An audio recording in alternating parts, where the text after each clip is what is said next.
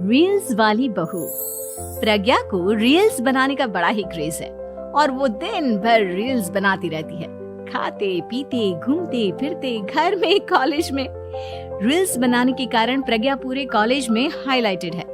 जहां उसकी रील्स सभी को पसंद आते हैं, वहीं मनीषा चिंता में डूबी रहती है। एक रोज जब खाते हुए प्रज्ञा रील्स बना रही होती है, तब मनीषा कहती है, 1 मिनट भी चैन नहीं है इस लड़की को।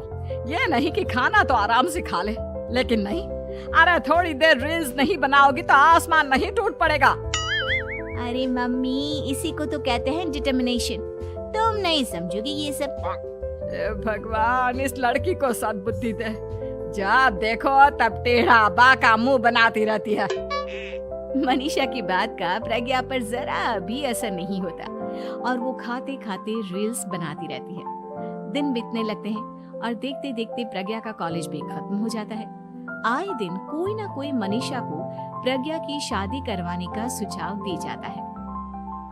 सब ठीक ही कहते हैं, प्रज्ञा की शादी कर देनी चाहिए। अपने घर के काम काज में व्यस्त हो जाएगी तो खुद ही ये रील्स और नाच गाना बंद हो जाएगा। मनीषा और प्रेम प्रज्ञा के लिए एक अच्छा लड़का ढूंढने लगते हैं और तभी विकी का रिश्ता प्रज्ञा के लिए आता है, जिसने प्रज्ञा को उसकी रील्स देखकर पसंद कर लिया था। अगले दिन विकी अपने माता पिता के साथ प्रज्ञा के घर पहुंच जाता है और प्रज्ञा साड़ी पहने हाथों में चाय की ट्रे लिए उनके सामने आती है। जब विकी को पसंद है तो हमें भी बहू पसंद है। बहन जी, आप बारात की तैयारी कीजिए। एक बार लड़का लड़की अकेले में बात कर ले तो अच्छा रहेगा। हाँ हाँ, क्यों नहीं। मनीषा विकी को प्रज्ञा के कमरे में भेजती है, जहां प्रज्ञा पहले से ही रील्स बना रही होती है। तभी विकी कहता है, आ गए आपके साजन जी। हमारे साथ ये रील्स कंप्लीट करती तो और भी अच्छा रहता। अच्छा जी, अब आ ही गए हैं तो बना ही लेती हूँ आपके साथ।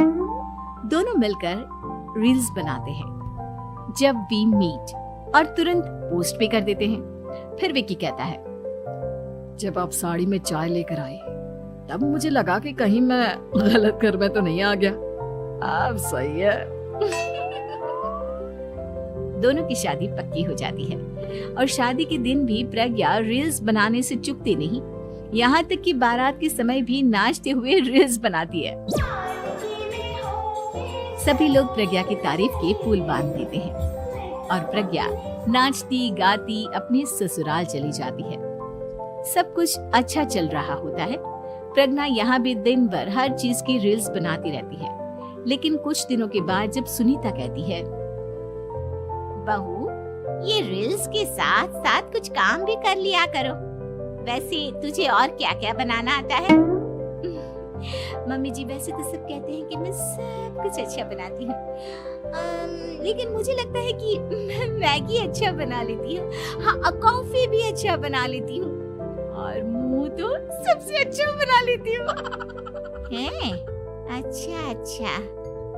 सुनीता अपना माथा पकड़ लेती है और कहती है, बहू, कुछ खाना बनाना भी सीख लेती। मम्मी जी, मैं लंबी प्लानिंग कर रही हूँ। जल्दी ही मैं इतनी फेमस हो जाऊंगी कि मुझे पैसे मिलने लगेंगे। हम दोनों सास बहू राज करेंगे, राज। नौकर काम करेंगे और लोगों की तो लाइन लगेगी हमसे मिलने के लिए। तेरा दिमाग खराब हो गया है क्या बहू? हंसी मजाक तक ठीक है, लेकिन इस तरह घर नहीं चलते। जितना जल्दी हो इस घर के तौर तरीकों को सीख लो। प्रज्ञा मुंह घुमाकर चली जाती है और तुरंत उसी वक्त एक रील बनाती है। ये देख सुनीता का गुस्सा 7वें आसमान पर चला जाता है और विकी के घर आती ही सुनीता उसे सब कुछ बताती है। विकी भी अब प्रज्ञा की इन हरकतों से परेशान हो जाता है। तुम टेंशन मत लो मम्मा, मैं देख लूंगा। विकी कमरे में जाता है तो देखता है कि प्रज्ञा रील्स बना रही है। विकी बड़े ही प्यार से प्रज्ञा से कहता है, प्रज्ञा, इन सब के लिए मैं तुम्हें मना नहीं कर रहा हूँ, लेकिन फिर भी हर वक्त तो ये अच्छा नहीं लगता ना। समझने की कोशिश करो, मुझे भी तुम्हारा थोड़ा वक्त चाहिए। मैं जब ऑफिस से आता हूँ तो मुझे समय देने की जगह इसी में लगी रहती है। तुम ज्यादा ही सोच रहे हो। तुम भी मेरे साथ रील्स बनाओ ना, तुम्हें भी बहुत अच्छा लगेगा। तुम्हें इज्जत से कोई बात समझ में नहीं आती क्या? दिमाग खराब हो गया है तुम्हारा इस चकाचौंध से। अगर तुमने अपना रवैया नहीं बदला तो मैं तुमसे दूर चला जाऊंगा। तुम ही रिश्ता लेकर आए थे, मुझे लड़कों की कमी नहीं थी और ना आज है। विकी दरवाजा पटक कर चला जाता है। धीरे धीरे विकी प्रज्ञा से दूर होता जाता है। एक रोज मनीषा प्रज्ञा के ससुराल उससे मिलने जाती है। तब सुनीता उससे कहती है, बहन जी, अब आई हैं तो कुछ दिन यहाँ रहकर जाइएगा, आप ही का घर है। हाँ मम्मी, बहुत दिन हो गए तुम्हारे साथ एक भी रील नहीं बनाई मैंने। प्रज्ञा तुरंत अपने फोन में रील्स ऑन कर लेती है। ये सब मुझसे नहीं होता। तेरा ये भूत अभी तक नहीं उतरा क्या? बहन जी, आप कुछ कहती नहीं क्या इसे? जब आप ही कुछ नहीं कर पाई तो मैं कर ही क्या सकती हूँ। सास तो वैसी ही बदनाम है। शाम को घर की लाइट चली जाती है और मनीषा प्रज्ञा से कहती है, मेरे घुटनों में बहुत दर्द हो रहा है, तू लाइट का कुछ इंतजाम करना बेटा। अच्छा, कैंडल जला देती हूँ मम्मा। प्रज्ञा गाते हुए कैंडल जलाती है और खिड़की के पर्दे के पास रख देती है। मनीषा, जिसे बहुत दर्द हो रहा है, वो सो जाती है और प्रज्ञा हमेशा की तरह अपने रील्स में लग जाती है। उधर कैंडल की वजह से पर्दा आग पकड़ लेता है और मनीषा के कमरे में आग लग जाती है। बचाओ, कोई है, बचाओ। सभी भागते हैं और विकी कमरे की आग बुझाने में लग जाता है, लेकिन तब तक मनीषा आधी जल चुकी थी। मनीषा की हालत देख प्रज्ञा रोने लगती है। विकी मनीषा को तुरंत हॉस्पिटल ले जाता है और उसे एडमिट कराता है। विकी प्रज्ञा से कहता है, देख लिया ना, तुम्हारे इस नाच गाने की वजह से आज तुम्हारी माँ की जान जाते जाते रह गई। अब पता नहीं तुम और क्या चाहती हो। उधर डॉक्टर कहते हैं, इनकी हालत बहुत नाजुक है, आधे से ज्यादा जल चुकी है।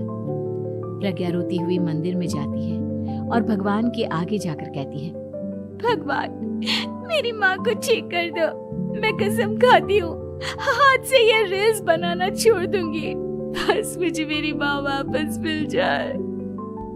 2 दिन बीत जाते हैं और मनीषा खतरे से बाहर आ जाती है। पेशेंट अब ठीक है, आप लोग उनसे मिल सकते हो। सब कोई मनीषा से मिलता है और प्रज्ञा सबके सामने अपना फोन तोड़ देती है। मुझे माफ कर दो मम्मा, मैंने तुम लोगों की बातों को नजरअंदाज किया। बेटा, कोई भी चीज जरूरत से ज्यादा खराब है। मैंने तुम्हें रील्स बनाने से कभी मना नहीं किया, लेकिन हर वक्त एक ही चीज तो सही नहीं है। मैं समझ गई हूँ मम्मा, आई एम सॉरी। प्रज्ञा उस दिन से रील्स बनाना छोड़ देती है और पूरी तरह से अपने घर में लग जाती है।